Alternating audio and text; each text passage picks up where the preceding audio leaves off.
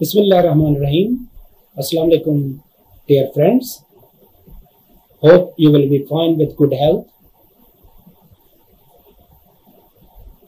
आज इस वीडियो में depression and it's management part 2 में हम बात करेंगे। डिप्रेशन से ही रिलेटेड अभी बात जारी है, क्योंकि पिछली वीडियो जो है पार्ट 1 में भी मैंने एक्सप्लेनेशन की थी डिप्रेशन के बारे में, कुछ हमने बातें की हैं, लेकिन अभी भी उसके पोर्शन में कुछ चीज़ें रहती हैं, जैसे कि उसका टेस्ट कैसे करवाया जाए और इसके सिम्टम्स क्या हैं, बाकी चीज़ें जो हैं वो हम देखते हैं। आप प्लीज़ सब्सक्राइब जो my channel for more updates, इसको सब्सक्राइब करें और फर्दर जो वीडियोस हैं उसको देखेंगे। और इसका जो सेकंड पार्ट है हम इसके बारे में देखते हैं। What are the major contents. List of contents में शामिल हैं सेक्स डिफरेंसेस, मेल में या फीमेल में किस में ज़्यादा ये पाया जाता है, डिप्रेशन कॉमन किस में देखा गया है। इसके बाद डायग्नोसिस इसका क्या होगा, causes of depression, risk factor for recurrent episode, physical symptoms, differential diagnosis, pathophysiology of depression. तो ये जो मेजर कंटेंट्स हैं इसके ऊपर हम डिस्कस करेंगे अभी, तो इसको प्रॉपरली आप देखें। अगर कोई क्वेश्चन है तो आप राइट डाउन कर सकते हैं।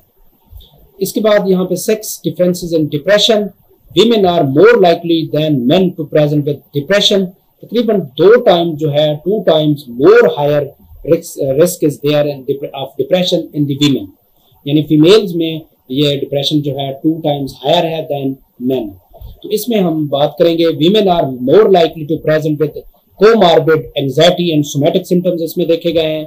इसके अलावा भी डिप्रेशन के अलावा भी कोमार्बिडी एंजाइटी भी उसमें होती है, सोमैटिक बॉडी के जो सिम्टम्स हैं उनमें भी प्रॉब्लम होता है। इसके बाद सेक्स हार्मोन में भी एन इफेक्टिव एडजंक्ट थेरेपी के तौर पे इस्तेमाल किए जा सकते हैं, लाइक एस्ट्रोजन, प्रोजेस्टेरॉन है, इनके डेरिवेटिव्स सेक्स हार्मोन्स भी डिप्रेशन के लिए इस्तेमाल होते हैं। इसके बाद sex differences exist in neurobiological, immune and transcriptional signature में फर्क होता है, खासतौर पर मेल और फीमेल में ना। न्यूरोबायोलॉजिकल, इम्यून में एंड ट्रांसक्रिप्शनल सिग्नेचर में फर्क होगा, जो आगे मैं एक्सप्लेन करूंगा डिटेल में। आगे पिक्चर आ रही है उसमें इमेज को देखेंगे।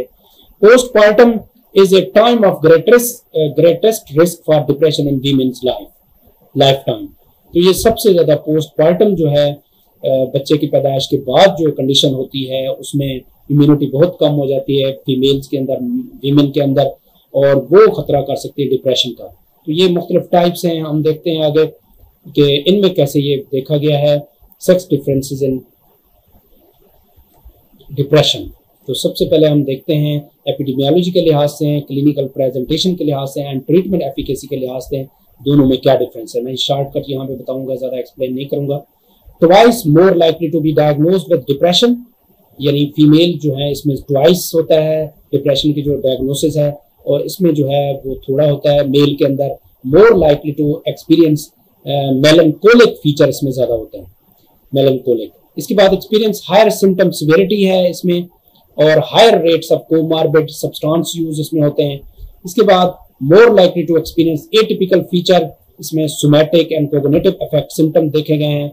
हायर रेट्स ऑफ कोमार्बिडिटी है इसमें देखी गई है, इसकी एंजाइटी देखी गई है। इसके बाद respond more favourably to SSRIs, यानी सिलेक्टिव सेरोटोनिन के ऊपर ज्यादा इफेक्टिव होते हैं, इनका इफेक्ट होता है फीमेल्स का। जबकि respond more favourability to TCAs, male में ट्राइसाइक्लिक एंटीडिप्रेसेंट या टेट्रासाइक्लिक एंटीडिप्रेसेंट जो है वो कॉमनली ज्यादा इफेक्टिव होते हैं। तो ये differences are very essential for both sex, both sexes के लिए बहुत जरूरी है। अगर इस वीडियो को गौर से देखेंगे इन चीजों को, डिफरेंसेस को, तो इजीली अंडरस्टैंड कर सकते हैं डिफरेंस बिटवीन टू सेक्स। इसके बाद जो है depression related anatomical brain abnormalities and neuroplasticity में डिफरेंस क्या होता है। हिप्पोकैम्पल वॉल्यूम रिडक्शन हो जाता है इसके अंदर, फीमेल के अंदर यानी वीमेन के अंदर। इसके बाद हिप्पोकैम्पल वॉल्यूम रिडक्शन मोर रोबस्ट इन मेन, इसमें ज्यादा जल्दी हो जाता है, रोबस्ट हो जाता है। Anti depression treatment associated with hippocampal volume in women only. Anti depression treatment जो है हिप्पोकैम्पल वॉल्यूम को भी इंक्रीज करती हैं, उससे एसोसिएटेड होती है ज्यादातर जो प्रॉब्लम है ब्रेन के बिहेवियर, एटीट्यूड और फीलिंग के हैं। Anti depression use associated with increase hippocampal neurogenesis in women only, उसमें ज्यादा बढ़ाते हैं ये जो ड्रग्स हैं हिप्पोकैम्पल न्यूरोजेनेसिस, न्यूरॉन की सिंथेसिस को इंक्रीज करते हैं बेसिकली। इसके बाद प्री फ्रंटल लिम्बिक एबनॉर्मलिटीज इन वीमेन में ज्यादा होती है, और यहाँ पे हिप्पोकैम्पल वॉल्यूम रिडक्शन ये बता दिया है। प्रीफ्रंटल स्ट्राइएटल जो एबनॉर्मेलिटीज है मेन में देखे गए हैं, स्ट्राइएटल जो एबनॉर्मेलिटीज इसमें देखे गए, स्ट्राइएटल एरिया इन द ब्रेन होता है उसमें ये प्रॉब्लम ज्यादा होता है। इसके बाद हम देखते हैं depression related transcriptional signature in the brain, जो तीसरे नंबर पे पॉइंट था। Little overlap 5 to 10% in patterns of depression related gene expression between the sexes. इसमें देखा गया depression associated module enrich predominantly for neuronal changes in women, synapse जो है related gene increase in the women with depression, synapse भी बढ़ जाते हैं। Microglia and oligodendrocyte related genes were decreased in women. तो ये कुछ डिप्रेशन रिलेटेड ट्रांसक्रिप्शन जो फैक्टर्स होते हैं कि नई चीज को बनना होता है उसको ट्रांसक्रिप्शनल फैक्टर कहते हैं। प्रोटीन की सिंथेसिस होती है, क्योंकि न्यूरोट्रांसमीटर भी प्रोटीन इन नेचर है, तो लिहाजा उनकी सिंथेसिस कैसे होगी in male and in female, तो इन दोनों का डिफरेंस यहाँ पे देखा गया।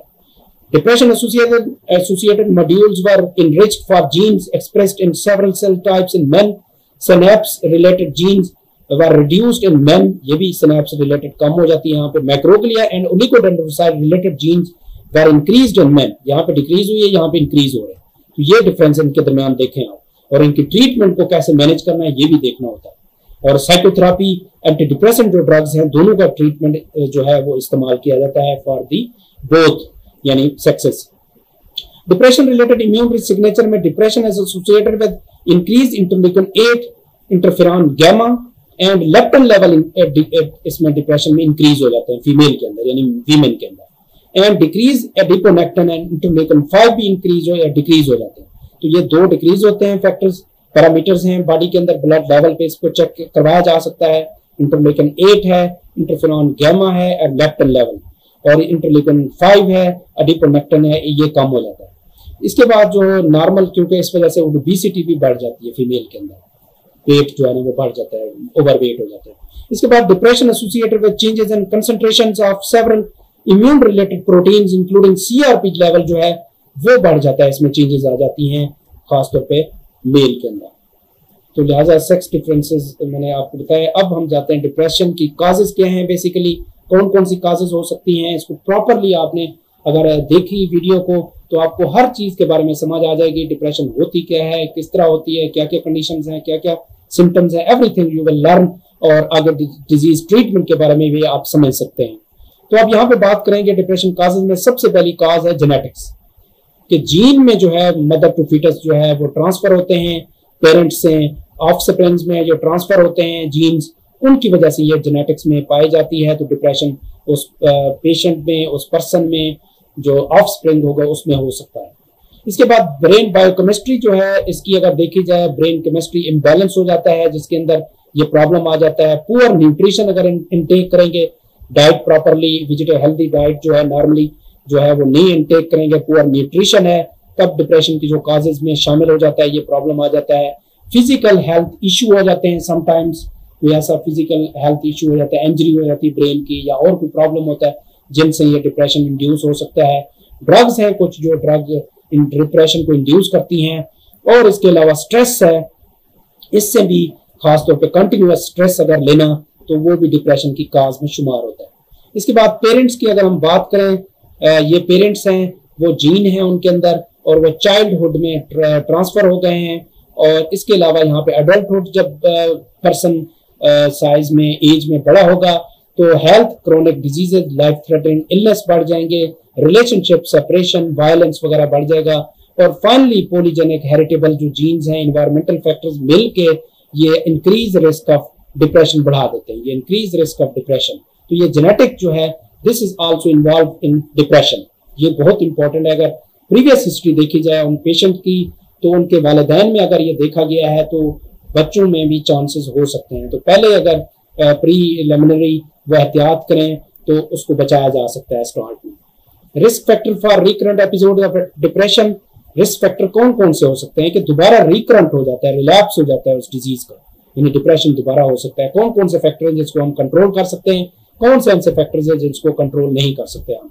तो इसमें specific symptoms, person has having another psychiatric condition, comorbid हो जाती है समटाइम, एक कंडीशन ये है इसमें स्किज़ोफ्रेनिया शामिल हो जाता है, हेलुसिनेशन आ जाता है, या अदर कोई मैनिया आ जाता है, different diseases are there in the CNS, जो ब्रेन की डिजीजेज हैं, दिमाग की डिजीजेज हैं, उसमें आ सकती हैं। Family history of depression, personality ऐसी है, कोग्निटिव पैटर्न इसमें चेंज हो सकता है, जो थिंकिंग का जो पैटर्न है, ऐसा इन्वायरमेंट है जिसमें वो कोग्निटिव पैटर्न चेंज हो सकता है, वो भी देखा जाता है। स्ट्रेसफुल लाइफ इवेंट्स में, क्योंकि फीमेल में जो ज्यादा होता है, तो वो स्ट्रेसफुल लाइफ इवेंट्स अगर होते हैं तो उनमें ये प्रॉब्लम होता है। पास्ट ट्रॉमा ट्रस्टेड सोर्स है, अगर कोई कंटिन्यूअसली वो टच कर रहा है तब भी ये रिस्क है, डिप्रेशन को रिकरेंट कर सकता है, दोबारा यानी डिप्रेशन हो सकता है। एक दफा इलाज करवाया, बेहतर हुआ, फिर डिप्रेशन हो जाएगा। तो इस कंडीशन को भी हमने रोकना है ताकि प्रॉपर ट्रीटमेंट हो और कंटिन्यूअस लाइफ जो है वो बेहतर हो जाए। लैक ऑफ सोशल सपोर्ट जो अगर कम हो जाती है तब भी रिकरेंट एपिसोड ऑफ डिप्रेशन बढ़ जाएगा। तो ये कैन बी एड्रेस्ड, और इनको ये परमानेंट होते हैं, इसको हम चेंज नहीं कर सकते। कुछ जो फैक्टर्स हैं जहां पे बात की है, for example earlier age of onset, किसी को पता नहीं है कि किस बात वो डिप्रेशन हो सकता है, और हिस्ट्री, या फिर उसके अलावा जो है पेरेंट्स हैं, अगर उनमें है तो हम कुछ नहीं कर सकते, वो परमानेंट है, वो होंगे। इनको जो एड्रेस किया जा सकता है उनमें परसिस्टेंस ऑफ रेजिडुअल सिम्टम्स हैं, ऑनगोइंग साइकोसोशल स्ट्रेस है, इंपेयरमेंट है, नेगेटिव कोग्निटिव स्टाइल्स हैं, परसिस्टेंट स्लीप डिस्टर्बेंसेस हैं। इनको एडजस्ट किया जा सकता है, इनको एड्रेस किया जा सकता है, इसको ट्रीट किया जा सकता है। ये वाले जो 4 फैक्टर्स हैं इनको ट्रीटेबल हैं और इनको एड्रेस किया जा सकता है, बताया जा सकता है। एक और अहम पॉइंट है यहाँ पे मैं डिस्कस करूंगा, role of thyroid gland in the depression. In depression thyroid gland का बहुत बड़ा रोल है। जो साइकियाट्रिस्ट हैं कॉमनली वो थायराइड ग्लैंड के बारे में लाजमी टेस्ट करवाते हैं कि आप थायराइड ग्लैंड का टेस्ट करवा के, आइदर हाइपरथायराइडिज्म है, आइदर हाइपोथायराइडिज्म है, किसी भी कंडीशन में ये डिप्रेशन बढ़ सकता है। तो उसको नॉर्मलाइज होना चाहिए, नॉर्मल होना चाहिए थायराइड ग्लैंड को।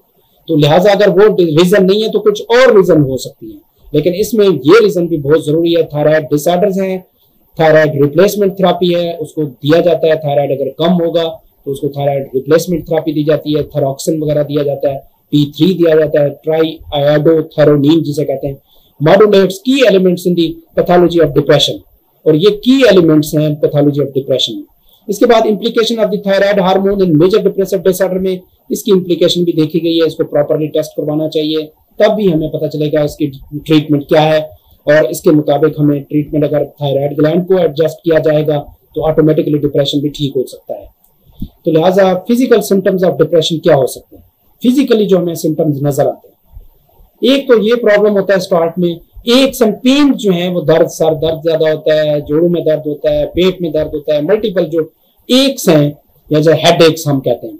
इसके अलावा पेन्स हैं, दर्द हैं जो कहीं पे बॉडी के अंदर, वो ज्यादा महसूस होता है।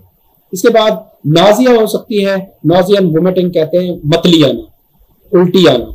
तो इस कंडीशन में भी ये फिजिकल सिम्टम्स हो सकते हैं पेशेंट के अंदर। इसके बाद ब्लोटिंग है, गैस ज्यादा हो जाना, इसमें ब्लोटिंग है, सही हाजमा ना होना, किसी चीज का खाना तरतीब से ना खाना, टाइम पे ना खाना, मल्टीपल रीजंस आर देयर, और ब्लोटिंग हो सकती है। इसमें ज्यादा फास्ट फूड अगर हम टेक करते हैं तब भी प्रॉब्लम हो सकता है, लेट नाइट खाना खाते हैं तब भी प्रॉब्लम हो सकता है, मल्टीपल थिंग्स आर देयर।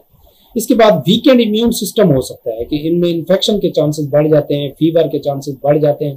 तो इस तरह कंडीशन हो जाती है कि वो अपने इम्यून सिस्टम भी थोड़ा सा लूज होना शुरू हो जाता है। इसके बाद स्लीप डिस्ट्रप्शन है, टू मच और टू लिटल, या तो है इंसोम्निया हो जाएगा, नींद ना आना। इसके ऊपर भी मेरी वीडियो बनी हुई है, you can check my YouTube channel, उसके अंदर आप देख सकते हैं। और उसमें स्लीप डिसऑर्डर्स के ऊपर exploring sleep disorder, too much हो सकती है, इंसोम्निया भी हो सकता है, हाइपरसोम्निया भी हो सकता है। अगर ज्यादा स्लीप करेंगे तो हाइपरसोम्निया, अगर कम स्लीप होगी, नहीं आती, इंसोम्निया होगा। हाई ब्लड प्रेशर भी हो सकता है, कम भी हो सकता है, तो ये भी कंडीशन देखी जा सकती है। एपिटाइट एंड वेट चेंजेस भी हो सकते हैं, वेट बढ़ सकता है, कम हो सकता है। तो these are the major physical symptoms of depression. इसके बाद डिफरेंशियल डायग्नोसिस क्या है, ब्रियावमेंट ये होते हैं कि कोई भी ऐसी डेथ हो गई कंडीशन लव वंस की, यानी करीबी कोई रिश्तेदार है, नजदीकी ज्यादा है, तो उसकी डेथ हो जाती है, तो वो उसको याद रखते हैं कंटिन्यूअसली कि वो कैसा था। तो ये डिप्रेशन काज कर सकता है शुरू में, किसी भी कंडीशन में, किसी पेशेंट में हो सकता है। सब्सटेंस अब्यूज है, कॉमनली अगर कोई सब्सटेंस अब्यूज है, फॉर एग्जांपल कोई ऐसा वाटर है, कोई ऐसी चीज है कंटिन्यूअसली वो टेक कर रहे हैं जो ब्रेन के ऊपर अफेक्ट करती है। इसमें कोई ऐसा साल्ट है, कोई इसमें खासतौर पर एलिमेंट्स हैं, इलेक्ट्रोलाइट्स हैं, ज्यादा इनटेक करने से भी वो प्रॉब्लम क्रिएट हो सकता है ब्रेन के अंदर। जनरलाइज्ड एंजाइटी डिसऑर्डर्स हैं, ये भी आगे मैं नेक्स्ट आपको डिस्कस करूंगा कि कौन कौन सी इनकी टाइप्स हैं। बाइपोलर डिसऑर्डर हैं, बाइपोलर डिसऑर्डर भी आगे बता चुका हूं कि ये इनका जो है मैनिया में कन्वर्ट हो सकते हैं, जिसमें लिथियम जो है ड्रग कॉमनली दी जाती है, और भी बहुत सारे ड्रग्स हैं इनमें दी जा सकती हैं। इसके बाद डिस्थीमिया है, एटिपिकल डिप्रेशन की टाइप पहले बता चुका हूं। सेकेंडरी डिप्रेशन हो सकता है related to Cushing syndrome, ACTH जो हार्मोन है उसमें अगर ज्यादती या कमी हो जाती है उसमें भी प्रॉब्लम कर सकते हैं, डिफरेंशियल डायग्नोसिस में आ सकते हैं। यानी एड्रिनल ग्लैंड के ऊपर अगर हार्मोन जो है एसीटीएच है, पिट्यूटरी ग्लैंड इसको स्टिमुलेट करता है, उनमें अगर प्रॉब्लम हो जाता है तब भी ये डिप्रेशन की तरफ जा सकता है। या हाइपोथायराइडिज्म हो जाता है, वो सेकेंडरी डिप्रेशन होगा, यानी ऑटोमेटिकली खुद नहीं हुआ जेनेटिकली, लेकिन एक सेकेंडरी किसी वजह से, किसी ड्रग से, किसी और चीज से ये डिप्रेशन हो जाए, सेकेंडरी डिप्रेशन कहेंगे। Note, patient with dysthymia present with low mood for at least 2 years as a primary symptom। ये dysthymia के बारे में बता चुका हूँ, 2 साल तक जो कंटिन्यूसली अगर सिम्टम्स रहते हैं तो उसको हम परमानेंट इसको डिप्रेशन कहेंगे या फिर dysthymia कहेंगे। They have insufficient symptoms to meet criteria for major depressive disorder में नहीं आते, वो अलग क्राइटेरिया में आते हैं। इसके बाद misdiagnosis of bipolar disorder as recurrent unipolar depression may occur if the clinician does not identify the presence of hypomania between the depressive episodes। ये misdiagnosis हो सकता है। पेशेंट डॉक्टर को, स्पेशलिस्ट जो है वो खास तौर पे केयरफुली अटेंटिवली हिस्ट्री लेनी चाहिए कि उसमें यूनिपोलर और बाइपोलर डिसऑर्डर में जो फर्क है वो लाजमी पता होना चाहिए और समझना चाहिए। ट्रीटमेंट में अगर थोड़ी सी भी मिसगाइड हो गई तो इससे समझे और डिजीज इंड्यूस हो जाएगी, प्रॉब्लम हो जाएगा। तो लिहाजा proper diagnosis is essential. This leads to inadequate treatment and theoretically could lead to a precipitation of hypomanic, manic and mixed episode हो सकते हैं।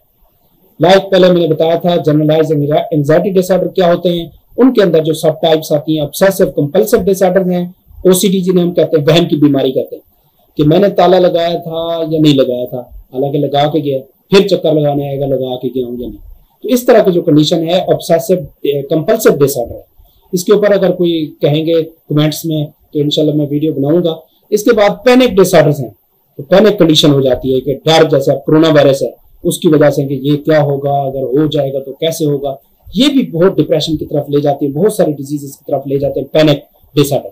फोबिक जो डिसऑर्डर्स हैं खासतौर पे वो हैं कि जिसमें किसी चीज से डर लगता है, खौफ आता है, उसको हम फोबिक डिसऑर्डर्स कहेंगे। इसके बाद पोस्ट ट्रॉमेटिक स्ट्रेस डिसऑर्डर है, कोई भी ऐसे ट्रॉमा गुजरा है उसके बाद जो स्ट्रेस है वो अगर रहता है तो वो भी जनरलाइज्ड एंजाइटी डिसऑर्डर में काउंट होगा। This is the depression and bipolar. Possible causes कौन कौन सी हो सकती हैं जिनकी हम आगे जाकर ट्रीटमेंट करेंगे। एक है सीरोटोनिन डिपेंडेंट डिप्रेशन है, सीरोटोनिन इन्वॉल्व होता है, 5-हाइड्रोक्सीट्रिप्टामाइन इसे कहते हैं। इसके बाद डोपामिन डिपेंडेंट डिप्रेशन भी होता है। Dopamine is very important for body and CNS और पेरिफेरल नर्वस सिस्टम में भी पाया जाता है। PEA जो है ये एक कंडीशन है जिसको हम कहते हैं beta phenyl ethyl amine deficiency की वजह से हो जाती है डिपेंडेंट डिप्रेशन।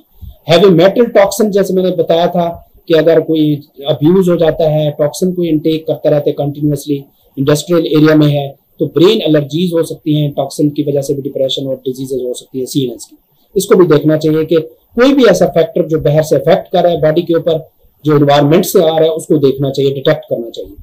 सैड सिंड्रोम इसे कहा जाता है कि सीजनल अफेक्टिव डिसऑर्डर होते हैं sad syndrome. Emotional problems, wounds and unhealthy जो है थिंकिंग जो है उसके लिए ये बताया गया है कि diet deficiencies of essential fatty acids, vitamins, minerals and unstable blood sugar control हैं, तो वो भी डिप्रेशन और बाइपोलर डिसऑर्डर की तरफ जा सकते हैं। तो अब हम देखते हैं कि डोपामीन, नॉरएपिनेफ्रिन, इनके क्या काम है बॉडी के अंदर, और सेरोटोनिन के।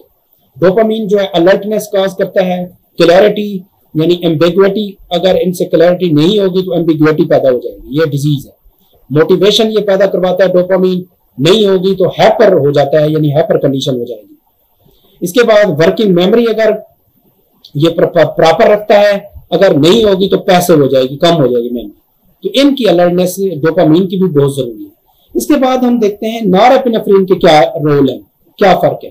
इसमें अटेंशन जो है ये करवाता है, बेसिकली कंसंट्रेशन डेवलप करवाता है, बैलेंस मूड करवाते हैं ये वाले सारे, और एंडोरेंस जो है वो प्रोड्यूस करवाता है। सर्टेनिटी अगर आपके पास होती है कि मैंने ये काम सही किया, अगर आप कहेंगे ठीक किया है, इट्स ओके, तो डाउट जो है इसमें डिजीज हो सकती है, डाउट क्रिएट होगा, हाँ जी मैंने भूल गया हूँ, ये मैंने नहीं किया, ये किया है या नहीं किया, तो ये डाउट में चला जाता है। सर्टेनिटी होती है, ये करवाता है अगर आपने परफेक्ट काम किया, मुझे पूरा याद है, चाहे आप चेक कर लें, तो ये सर्टेनिटी है। अगर वो डाउट में कन्वर्ट हो जाए तो इसमें प्रॉब्लम है नॉरएपिनेफ्रिन में, इन द सीएनएस, खासतौर पर ब्रेन में, सीएनएस में। इसके बाद डिटर्मिनेशन है कि मैंने डिटरमाइंड हूं, मैं ये काम करूंगा, तो ऑब्सेशन है, इसमें कम हो जाती है उसकी डिटर्मिनेशन। लर्निंग मेमोरी है तो डिसेबिलिटी में कन्वर्ट हो जाएगा, वो काम नहीं करेगा, बैठ जाएगा, मेमोरी लॉस हो जाएगी, इंटरेस्ट खत्म हो जाएगी। तो ये जो है न्यूरोट्रांसमीटर इन द ब्रेन, इनकी वजह से ही प्रॉब्लम आते हैं सारे ब्रेन के जो डिजीजेस हैं कॉमन। इसके बाद रिलैक्सेशन ये करवाता है, सेरोटोनिन या 5-हाइड्रोक्सीट्रिप्टामाइन इसे कहते हैं, ये स्लीपी को इंड्यूस करवाता है, इंसोम्निया हो जाएगा अगर डिजीज स्लीप सही नहीं होती, तो इसमें मुराद है कि सेरोटोनिन रिसेप्टर में प्रॉब्लम है। इसके बाद जो है कंटेंटमेंट है, अगर वो नॉर्मल कंटेंटमेंट होता है, एक नॉर्मल लाइफ गुजारता है, इसके बाद अगर वो नहीं गुजार सकता तो एंजाइटी हो जाएगी। इसके बाद रिकॉल मेमोरी है, उसकी काफी अच्छी मेमोरी है, वो डिमेंशिया में हो जाता है, भूल जाता है, खासतौर पे एजिंग कंडीशन में देखें, डिमेंशिया जो है, अल्जाइमर डिजीज जो है वो भी डिमेंशिया काज करती है। तो ये सारे काम जो है ये न्यूरोट्रांसमीटर कर रहे हैं in the brain, in the CNS, in different parts of the brain, यानी fore brain, mid brain and hind brain are there in the CNS, और स्पाइनल कार्ड है। इनमें अगर कहीं भी ये जो पाए जाते हैं डोपामिन रिसेप्टर्स, न्यूरोट्रांसमीटर और नॉरएपिनेफ्रिन और सेरोटोनिन और मोर देन 100 यानी 50 न्यूरोट्रांसमीटर, यानी मैंने जो 10 साल पहले पढ़ा था 50 neurotransmitters are present in the CNS, in the brain, उससे भी ज्यादा होंगे, 100 से ज्यादा होंगे आई थिंक अब टिल नाउ जो डिस्कवरी हो चुकी है, तो लिहाजा इनमें प्रॉब्लम हो सकता है। अब है लास्ट हमारे पास स्लाइड जिसमें पैथोफिजियोलॉजी ऑफ डिप्रेशन की बात करेंगे कि कोई भी स्ट्रेस है that stimulate glutamate receptor, NMDA receptor को स्टिमुलेट कर सकता है, सीआरएफ हाइपोथैलेमस को स्टिमुलेट कर सकता है, इसके अलावा एसीटीएच एड्रेनोकार्टिकोट्रोपिक हार्मोन को ये पिट्यूटरी ग्लैंड से रिलीज होता है, उसके अंदर स्ट्रेस आ सकती है, वो ज्यादा रिलीज हो सकता है, वो कॉर्टिसोल ज्यादा रिलीज करेगा, उससे जो डिट्रीमेंटल जीन के अंदर ट्रांसक्रिप्शनल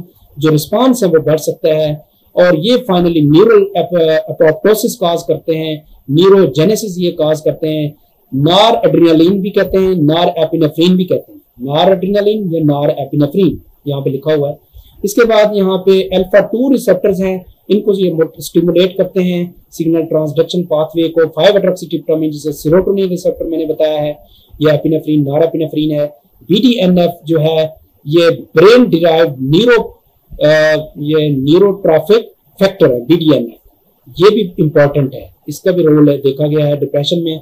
और टीआरके भी ये जो है रिसेप्टर्स को स्टिमुलेट करता है, 5-हाइड्रोक्सीट्रिप्टामाइन 1A रिसेप्टर को स्टिमुलेट करता है, डिफरेंट रिसेप्टर्स हैं, और सिग्नल ट्रांसडक्शन पाथवे में कुछ ये स्टिमुलेटरी इफेक्ट रखते हैं, कुछ इनहिबिटरी इफेक्ट रखते हैं, ये इनहिबिटरी इफेक्ट हैं, ये स्टिमुलेटरी इफेक्ट रखते हैं इनके ऊपर। और डिट्रीमेंटल जीन ट्रांसक्रिप्शनल रिस्पांस जो है वो उसको बढ़ जाएगा, इसके बाद beneficial gene transcriptional response increase होगा, और ये फाइनली जो इंक्रीज करते हैं न्यूरल एपोप्टोसिस करते हैं कि कोई ऐसी चीज वहां पे मौजूद है जो बॉडी के लिए नहीं नीड, उसको वो किल कर देंगे, यानी डेथ करवा देंगे, उसकी नॉर्मल बॉडी से उसको रिमूव कर देंगे। इसके बाद न्यूरोजेनेसिस का जो प्रोसेस है उनको एनहांस करेंगे, ये हिप्पोकैम्पस और प्रीफ्रंटल कॉर्टेक्स में हो रहा है। Cortex is the part of fore brain, very important है, इसमें मेमोरी होती है, बाकी चीजें हैं। हिप्पोकैम्पस जो है ये भी बहुत इंपॉर्टेंट पार्ट है मेमोरी के लिए, अलर्टनेस के लिए। और इसके बाद ये फाइनली क्या करेंगे, डिप्रेसिव सिम्टम्स क्रिएट कर देंगे, डिप्रेसिव सिम्टम कर देंगे। तो these are mechanism pathophysiology of depression जिनकी वजह से हो रहा है। तो साफ ज़ाहिर है कि हमने ट्रीटमेंट जो करनी है इनके जो न्यूरोट्रांसमीटर हैं उनके अगेंस्ट करनी है, ताकि उनको ज्यादा स्टिमुलेट किया जाए, उसको ज्यादा रिलीज करवाया जाए, रीअपटेक ज्यादा करवाई जाए और डिप्रेशन को कम से कम किया जाए। Thank you very much for your attention. God bless you all. If you have any question, you can ask in the comment section or in the Facebook page or in a LinkedIn page or in Twitter or Instagram. Thank you very much. Further, this is the second part. I'm finishing about the depression. तो depression से related हम finish कर रहे हैं। इसकी जो पूरी information है फर्स्ट 2 पार्ट्स में है डिप्रेशन की, उसके आगे ट्रीटमेंट जो है वो हम स्टार्ट करेंगे थर्ड पार्ट में, कौन कौन सी पॉसिबल ट्रीटमेंट्स हैं वो हो सकती हैं। तो please subscribe my channel for more updates और watch full video. Thank you, Allah Hafiz.